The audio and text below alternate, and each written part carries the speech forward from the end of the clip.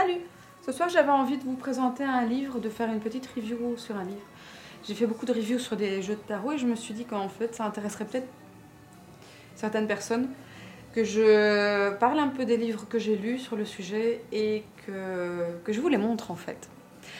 Donc il y a un site super génial qui s'appelle Google Recherche de livres, Google Books en anglais, et sur lequel on peut avoir des extraits de quand même un grand nombre de bouquins. Donc si vous cherchez un bouquin et que vous hésitez à l'acheter, n'hésitez pas à chercher dedans. Sur ce site, peut-être qu'il y a un extrait de ce bouquin et que du coup vous pourrez voir plusieurs pages du livre avant de vous décider à l'acheter. Moi je vais voir systématiquement sur ce site avant d'acheter un livre pour voir si le livre me plaît. Alors donc, Simple Fortune Telling with Tarot Cards de Corinne Kenner. Désolée pour l'accent. Donc c'est un livre pour débutants que j'ai trouvé pas mal foutu.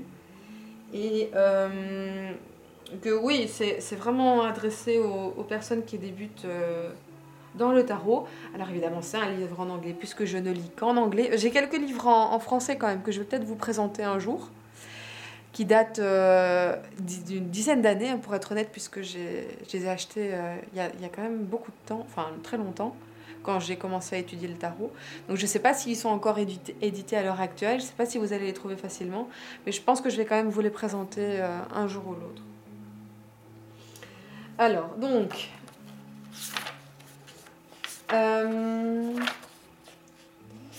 voilà, donc ici on a la table des matières.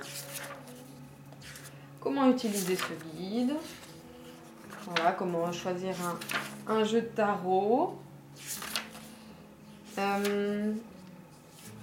Questions à propos des cartes. Donc ça c'est pas mal, vraiment pour ça s'adresse vraiment aux débutants. Donc des questions qu'on pose généralement qu'on se pose généralement à propos des cartes. Donc qu'est-ce que c'est le tarot? Qu'est-ce que tu veux dire par divination? D'où viennent les cartes du tarot? Quand est-ce qu'il a été utilisé pour faire de la divination? Est-ce que le tarot prédit le futur? Etc. etc. Comment le tarot fonctionne? Donc ici, elle nous explique le symbolisme, l'étude systémique, les observations inconscientes, l'intuition et les habiletés psychiques, la synchronicité, l'inconscient collectif et la physique quantique. Toutes ces théories qui permettent d'expliquer comment le tarot peut-il être efficace. Parce que oui, il est efficace le tarot. Alors, des questions très américaines, je vais dire. Donc ici, est-ce que les cartes de tarot sont maléfiques? Est-ce que utiliser le tarot nous ouvre à des forces maléfiques? Oui, bien sûr. Eh bien, si vous vous posez la question, Corinne Kenner y a répondu. Alors, les basiques du tarot. Donc, les arcanes majeures avec quelques mots-clés des arcanes sur chaque arcane. Les arcanes mineures avec une explication de la symbolique élémentale. Et la cour royale, les figures comme on appelle ça. Et ensuite les nombres, donc d'un point de vue numérologique, quelle est l'association symbolique de chaque nombre. La symbolique des couleurs, très utile dans le tarot. Et ensuite, l'art et la pratique des tirages de tarot. Donc, comment poser une question, reformuler une question qui est mal posée. Ici, quelques exemples de questions, ça peut être très intéressant parce que c'est vrai que quand on débute, c'est souvent un problème qu'on a, c'est comment savoir formuler une question correctement. Pas de questions en oui et non, des questions ouvertes plutôt que des questions fermées, etc. Une méthode astrologique pour les figures qui peuvent nous représenter, un significateur, on appelle ça. Donc dans certains tirages, on a besoin d'un significateur. Certaines personnes utilisent ça systématiquement. Donc le significateur permet de représenter la personne pour qui on fait le tirage. Et donc comment choisir une carte comme significateur, plusieurs méthodes. Et ici, en fait, avec la date de naissance, elle nous explique quelle carte est associée à quelle date de naissance. Ensuite, quelques tirages. Le tirage en 3 lames, passé, présent, futur classique. Les 3 mystères. le tirage en, en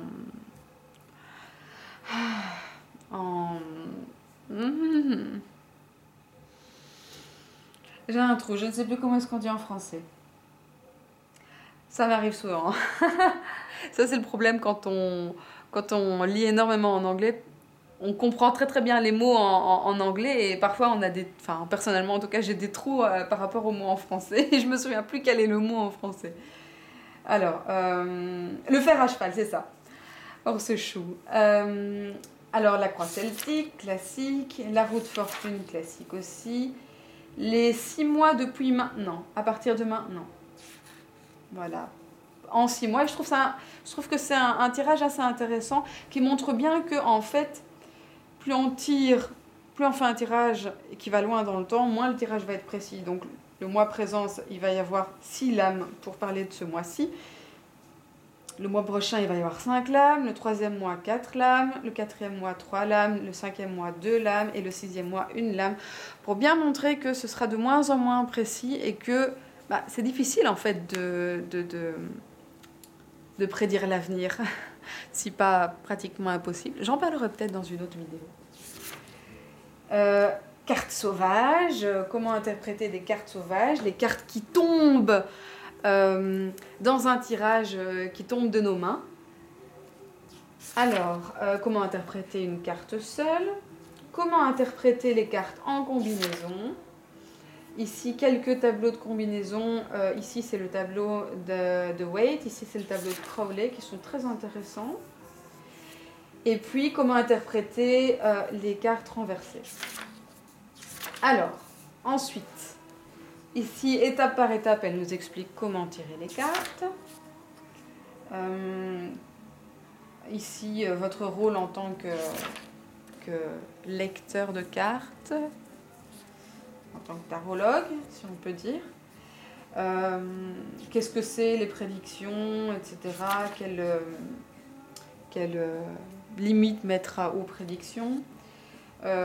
Ici, le destin et le libre arbitre, c'est pas mal. Le code d'éthique d'un tarologue. Et quels sont les types de tirages, donc tirage sentimental, tirage financier ou de la carrière, tirage de santé. Ici, on nous donne une correspondance entre les différentes parties du corps, les signes astrologiques et les cartes du tarot, ça peut être intéressant, etc. Quand un tirage n'a pas de sens, comment faire? Ici, quelques trucs pour se développer, développer notre psychisme, développer notre intuition. Et les petites techniques au niveau du timing dans l'utilisation du tarot. Alors, les assignations des arcanes majeurs, avec les planètes et les dates, avec les jours de la semaine et avec les planètes aussi. Ah oui, et ici, c'est les signes astrologiques. Ici, avec les arcanes mineurs, donc on a les diverses associations, comme vous pouvez le voir. Et ensuite, on passe aux cartes. Et on commence directement par les lames majeures. Et donc, on a à chaque fois, et ça, je trouve vraiment sympa, 3 lames de 3 tarots différents. Donc, on a le Rider-Waite-Smith, on a le tarot Llewellyn et on a le Thoth.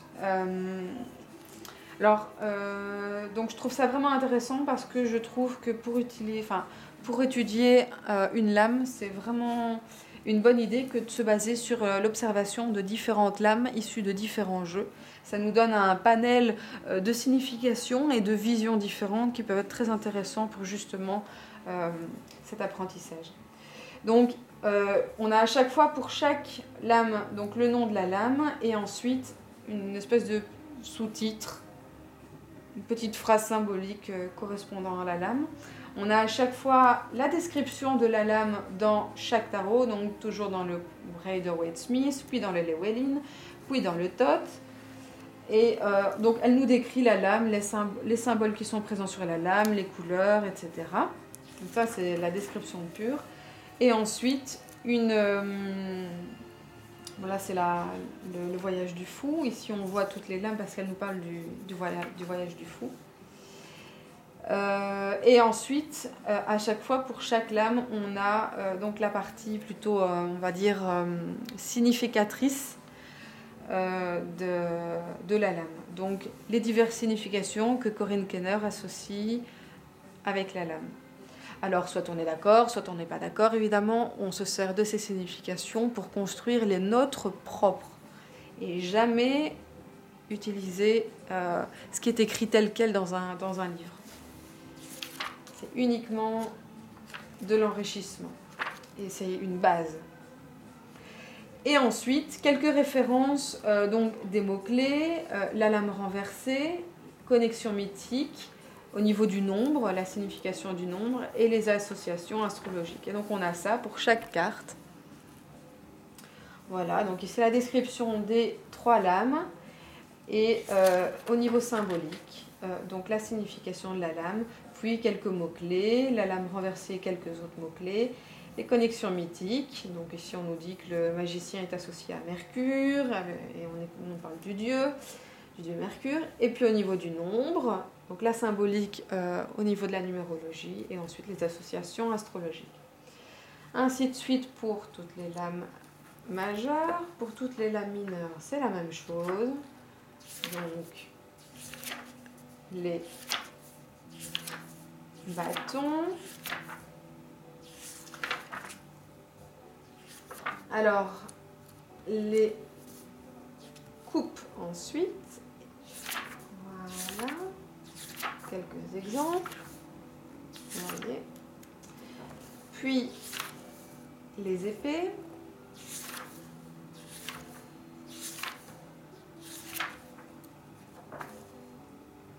Et les pentacles.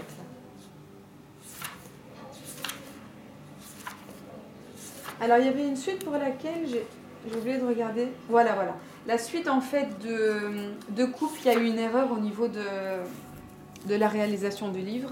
Et à chaque fois, malheureusement, la carte du Rider-Waite a été remplacée par son homonyme dans la suite des bâtons. Donc malheureusement, au niveau des illustrations, on n'a pas la carte de coupe du Rider-Waite. Donc peut-être que cette erreur a été corrigée dans des éditions ultérieures du livre. Ça, je l'ignore complètement. Mais en tout cas, dans l'édition que j'ai moi et qui date de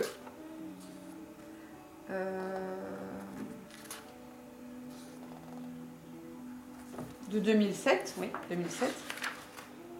Oui, 2007. Et ben voilà, il y a cette erreur en tout cas dans toute la suite de coupes. Alors c'est dommage, mais ah non, ici il n'y a pas l'erreur.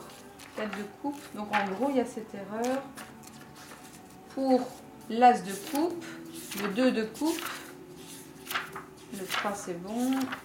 Ah ben ça c'est bon. Donc il n'y a pas cette erreur pour toutes les lames. Ça c'est bien, ok. Super. Alors, donc voilà, au niveau des pentacles.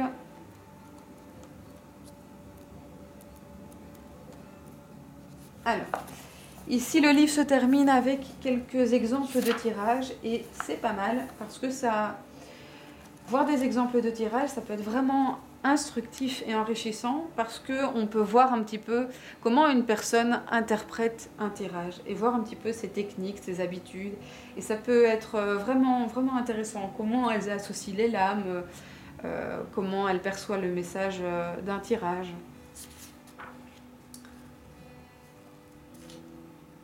Voilà. Et ensuite une bibliographie et un index. Voilà. Alors, personnellement, je trouve que c'est un bon livre, très simple. Donc, c'est vraiment un livre qui est adressé aux débutants. Et donc, je le conseillerais pas à une personne plus confirmée qui a acheté et lu et utilisé d'autres livres de ce type. Mais pour un débutant, ça peut être très intéressant puisque c'est écrit dans un langage très abordable, très facile à comprendre. Et facilement adaptable à n'importe quel jeu de tarot en fait. Pas uniquement aux 3 jeux qui sont présentés dans cet ouvrage. Voilà. Alors, j'espère que ça vous a été utile et n'hésitez pas à poster un commentaire si vous avez une question ou une remarque. Et à bientôt. Salut!